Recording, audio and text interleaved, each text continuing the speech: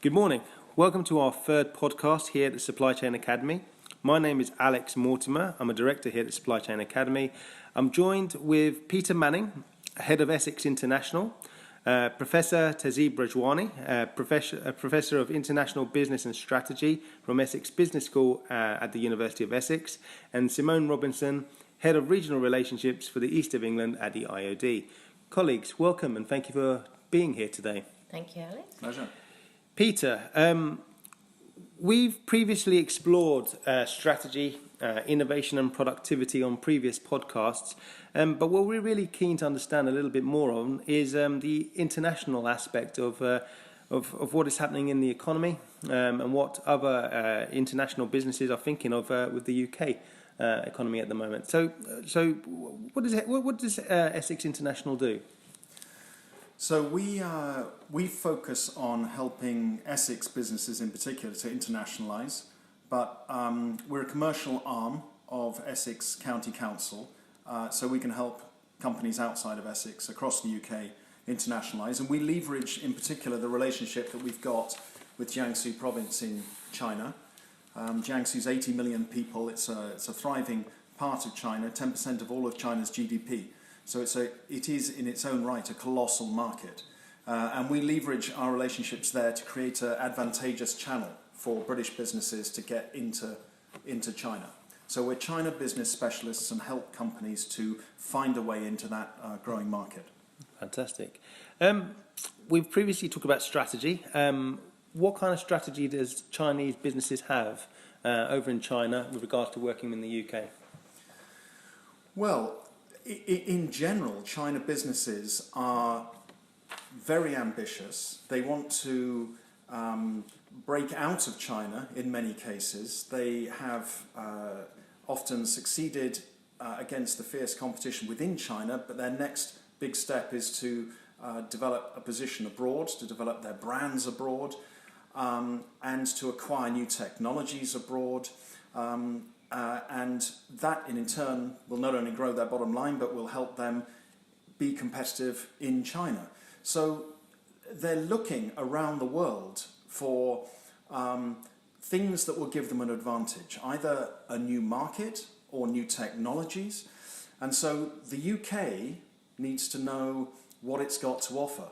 You know, what advantages can it put in front of China that makes it shine out compared with other countries that China's looking at, and there's lots that we have to offer in that respect.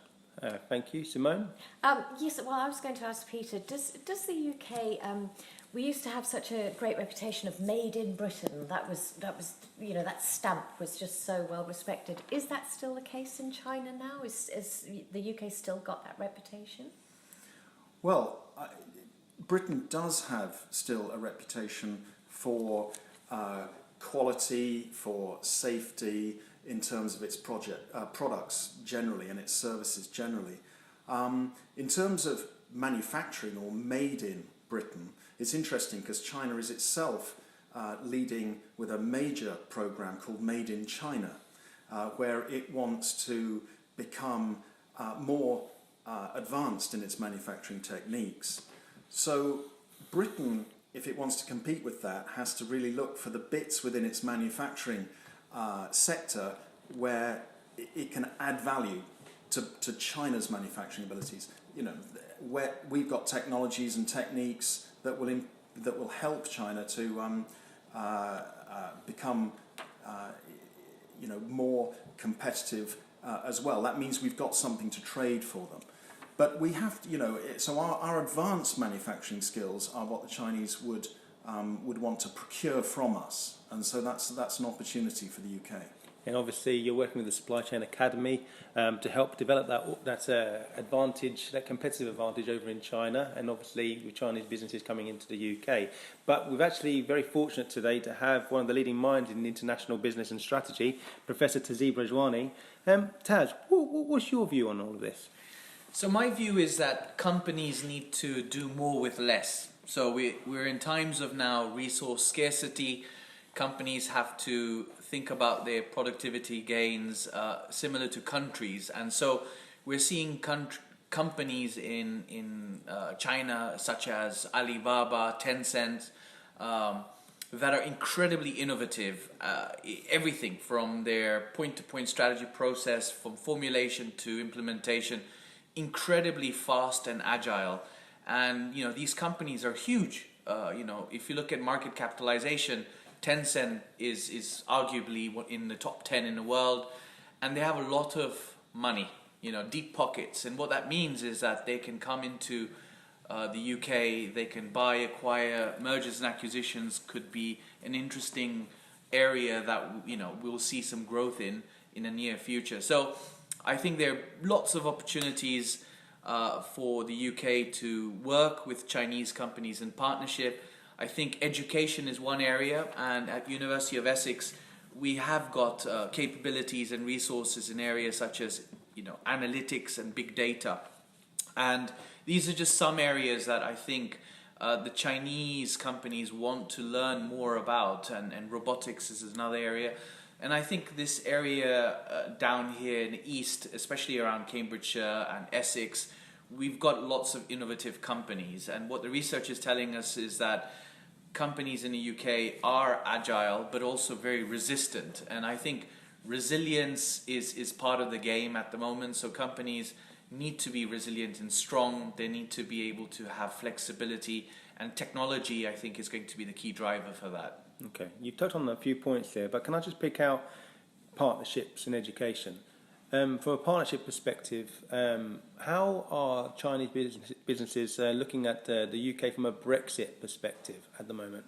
And obviously that question is directed at Peter Manning. Well, I think Brexit or no Brexit, really, Britain as a whole just needs to know how is it going to compete and engage with China.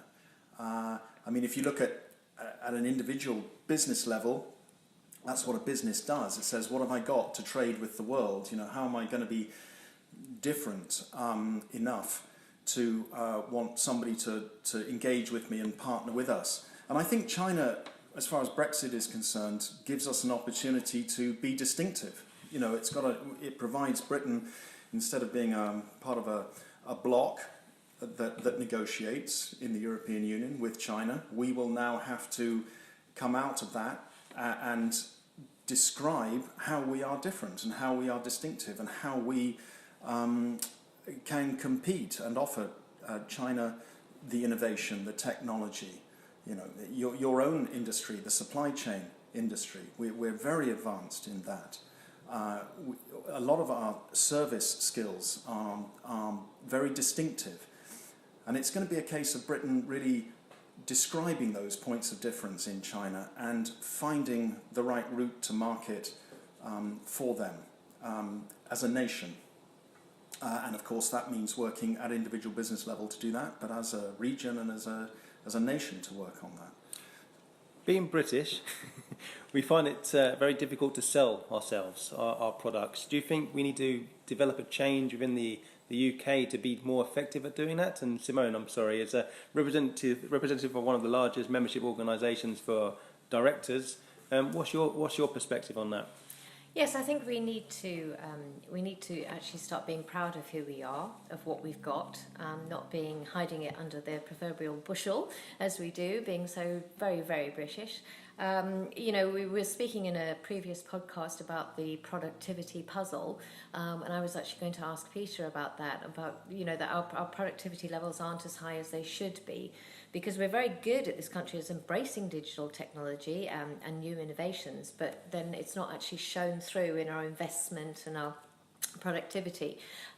So I think businesses especially across the east of England, need to actually and Brexit is probably going to help them do that, is actually realise we can't rely on the way it's always been, because it's not going to continue, and China is a huge market for them to access.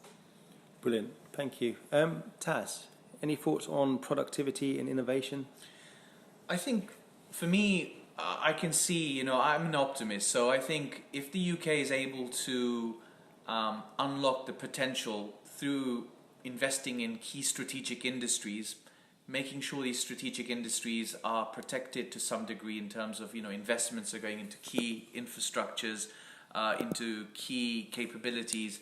I think once we're making those kind of investments and we're helping to improve collaboration across different countries, and if there's going to be less bureaucracy and more opportunities for speed where people can kind of do things quickly, then I'm really optimistic about the future. I think UK has a lot of relationships. It's been a country that has always been a forefront of innovation. It has amazing institutions. The institutional environment is incredibly strong. The rule of law is fantastic in this country in terms of stability. So I think capital markets and many different investors out there like the UK in terms of what it represents. I personally am very optimistic about the future. Of course, there will be some pains here and there, but I think there are going to be opportunities in the future, and we just have to make sure we're able to get there through the right investment decisions. Peter? Well, productivity is there's so many inputs to productivity that you can't leave it to a sort of random process. It is. My feeling is that it requires a strategy. You've got to decide, well, okay, how do we need to compete, and therefore how do we increase our productivity in those areas where we are going to be most competitive in the world. And then you start organising and aligning resources around that, whether it's skills, training, road infrastructure, diplomatic links, language skill, whatever. There's a whole bunch of things that will then need to be aligned strategically. So it's about choices at the end. It's about an analysis that says, well, how are we going to compete in the world? How are we going to organise ourselves around those opportunities? And how are we going to really go after them? And I think that's starting to happen. We are seeing the industrial strategy, and we're seeing the calls at local level and regional level for regionalised industrial strategies, and they are very much about sectors and focusing on sectors. And I think that's the start of the conversation around this alignment that gives us all here a big opportunity. And the County Council is actually sort of leading on trying to organise some of these discussions with the university, with the IOD, with the Supply Chain Academy, to try and get us all in alignment on this. Brilliant. Any final comments, Simone? I've got a fantastic example of an IOD member. It's a company called Norfolk. So it's Norfolk, but it's nor.folk. And they are a 2.5 million turnover, small, a husband and wife team, and they only sell their products in China. Really? They do T-shirts and bags and things that are probably usually made in China, and they actually only sell. They have got no interest. There's no customers in the UK. They're just online digital business. It's fantastic. It's absolutely amazing. So it can work that way. They've seen a need, filled a need, which is brilliant. So that was my final thought of how it can work. Yes, if only all organisations could be embracing change and innovation to work more collaboratively internationally. Thank you all very much for joining me on this podcast. Thank you. Thanks. Thank you.